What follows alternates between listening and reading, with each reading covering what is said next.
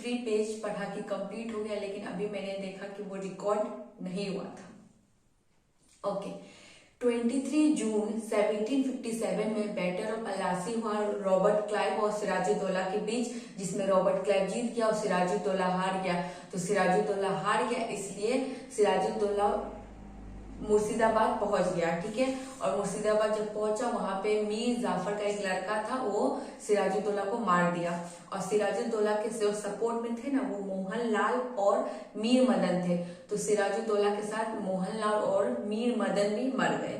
सिराजुद्दौला के सेना में होकर के मीर जाफर ने ब्रिटिशर का सपोर्ट किया, इसलिए रॉबर्ट क्लाइव खुश होकर के मीर जाफर को बंगाल का नवाब बना दिया गया 1757 टू 1760, और रॉबर्ट क्लाइव बन गया फर्स्ट गवर्नर ऑफ बंगाल। 1760 में ब्रिटिशर्स और मीर जाफर के बीच भी कुछ मतभेद हुआ, इसलिए मीर जाफर को हटा दिया। फिर मीर जाफर का जो दामाद था मीर कासिम को बंगाल का नवाब बना दिया।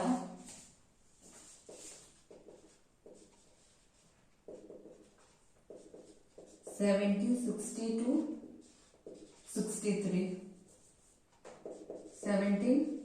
थ्री तक बना।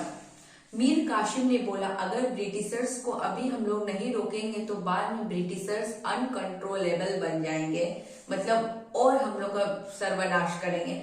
इसलिए मीर कासिम ने सबसे पहले बंगाल की राजधानी को मुर्शिदाबाद से मुंगेर कर दिया। बंगाल के नवाब में ऐसा माना जाता है, अलीवर्दी खान के बाद मीर कासिम ही योग्य नवाब रहा है बंगाल का। ब्रिटिशर्स को मीर कासिम का प्लान पता चल गया था, इसलिए मीर कासिम पे 1763 में ब्रिटिशर्स ने अटैक किया, और फिर मीर कासिम भाग करके अवध के नवाब सिराजुद्दौला के पास चला गया। फिर ब्रिटिशर्स ने मीर जाफर को, जब ये मीर कासिम भाग के चला गया अवध के नवाब सिराजुद्दौला के पास, फिर नाम का तो कोई बंगाल का नवाब होना पड़ेगा ना, इसलिए क्या किया, ये तो चला गया तो फिर से ही नाम का नवाब बनाने के लिए किसको बनाया, मीर जाफर को। 1763 टू 1765। और जब ये बना ना, तो उस समय मुगल बादशाह हुआ करता था शाह आलम II, और अवध का नवाब हुआ करता था, नहीं, शाह आलम II मुगल बादशाह हुआ करता था, अवध का नवाब के शरण में ही था वो भी।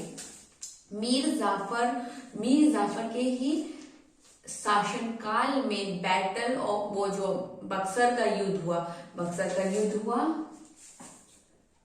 22 अक्टूबर 1764 में, जिसमें शाह आलम II भारत का मुगल बादशाह, बंगाल का नवाब मीर जाफर और अवध का सेना सिराजुद्दौला की सेना लड़ी।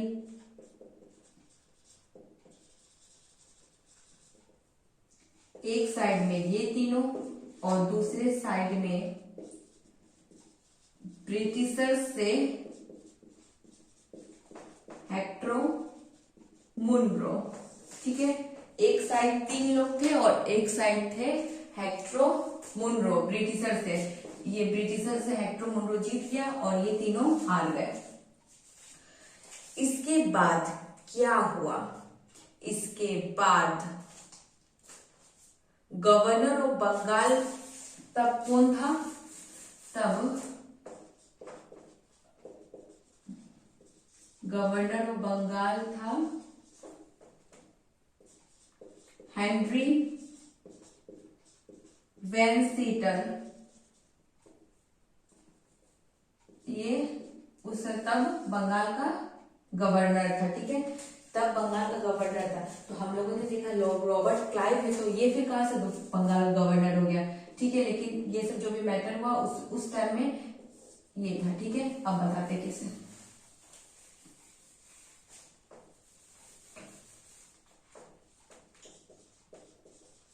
रॉबर्ट क्लाइव बंगाल का गवर्नर 1757 से 1760 में था, और 1765 से 1767 में हुआ था। बंगाल का गवर्नर था ये कार्यकाल में, यहां से यहां तक, यहां से यहां तक। बीच में जो मिसिंग पीरियड है उसमें बंगाल का गवर्नर बना हेनरी वैन सीटर, ठीक है।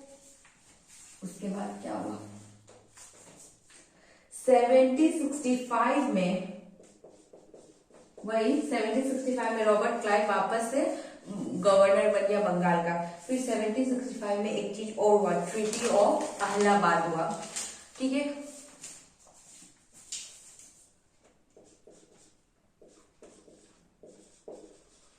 अगस्त 1765 में Robert Clive Shah Alam to निजामुद्दौला,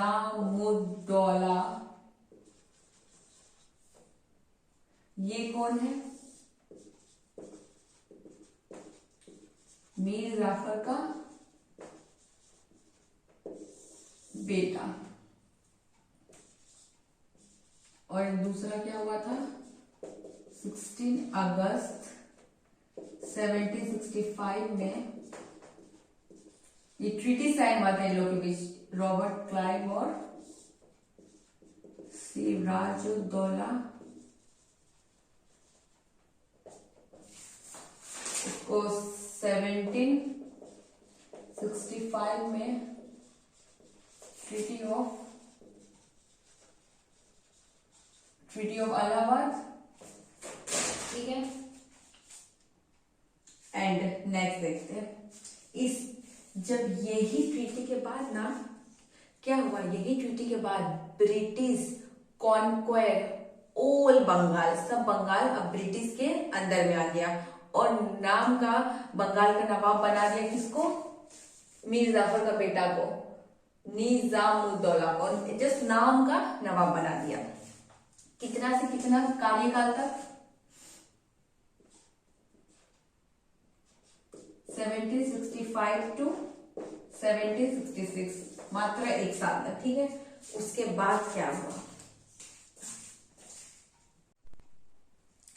हाँ तो 1765 टू 1772 में डायरेक्टिंग बंगाल हुआ रॉबर्ट क्लाइव द्वारा। इसका मतलब the system of dual government. तो 1772 में Warren Hasting first governor general of Bengal था।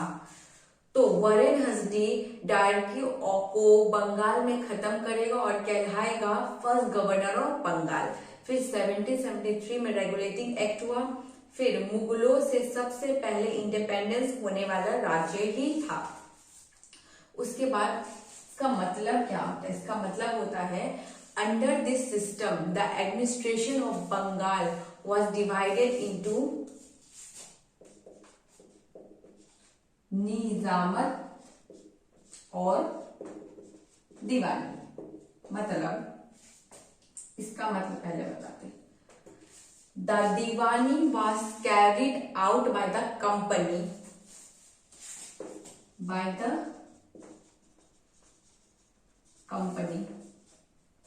एंड निजामत बाय निजाम, ठीक है। तो सिंपली में लिख देते हैं,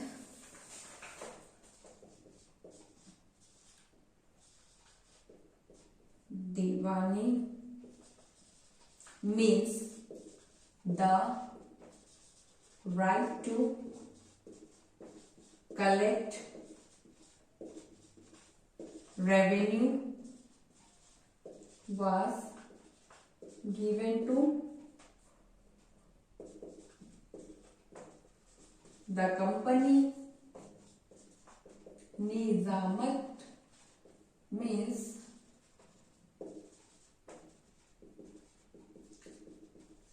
administrative rights were given to nawab, ठीक है। Diwani means the right to collect revenue collect करने का अधिकार किसको, वाज गिवन टू कंपनी। और निजामत मीन्स एडमिनिस्ट्रेटिव राइट्स किसको दिया? एडमिनिस्ट्रेटिव राइट नवाब को।